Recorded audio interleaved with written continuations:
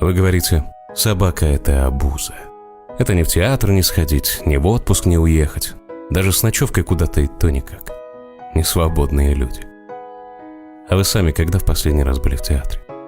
А в отпуск не на дачу давно ездили? А ночные вылазки с друзьями помните еще? А просто так выйти на улицу и воздухом подышать? А на звезды посмотреть и восход встретить? Давно? Давно. А что же вам мешает? Так вот, собачники куда более свободны, чем вы. Свободны от лени, серости и однотипных будней.